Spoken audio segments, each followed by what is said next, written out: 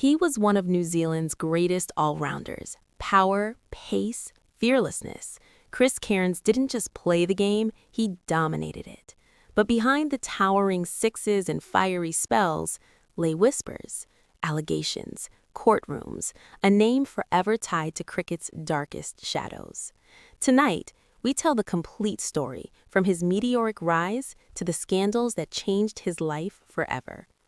Born on March 4, 1970 in Christchurch, Chris Cairns didn't just grow up around cricket, he was born into it. His father, Lance Cairns, was a cult hero of New Zealand cricket, explosive, unorthodox, feared. From backyard nets to domestic pitches, expectations followed Chris everywhere. But unlike many children of legends, Cairns didn't crumble, he hardened. Tall, athletic, aggressive, a fast bowling all-rounder at a time when New Zealand desperately needed one. Chris Cairns made his Test debut in 1989, just 19 years old.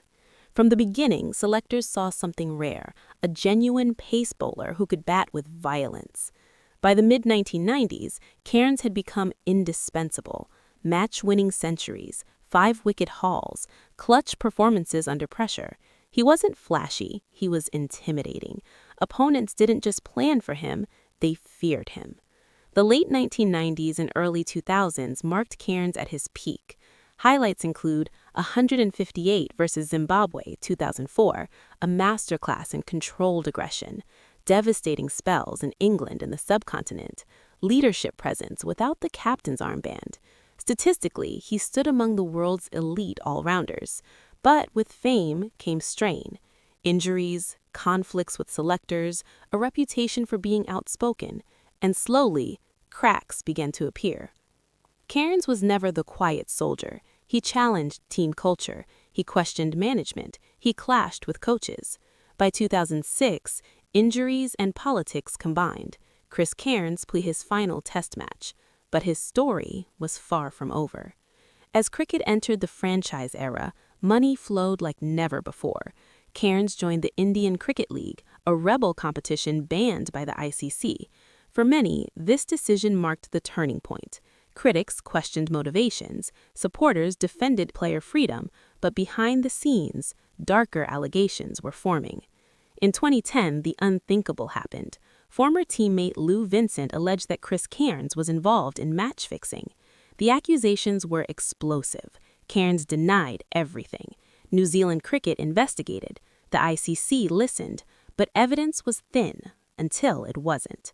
In 2015, Chris Cairns stood trial in London, not for fixing, but for perjury. Prosecutors claimed he lied under oath about fixing involvement.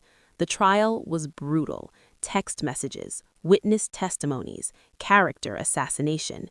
Media worldwide declared his career finished. Then came the verdict. Not guilty. The jury acquitted Chris Cairns of all charges. The judge criticized unreliable witnesses. Years later, his conviction was formally quashed. Legally, he was cleared. Publicly, the damage remained. In 2021, tragedy struck again. Chris Cairns suffered a life-threatening spinal stroke, paralyzed, hospitalized, a once feared athlete now fighting to walk.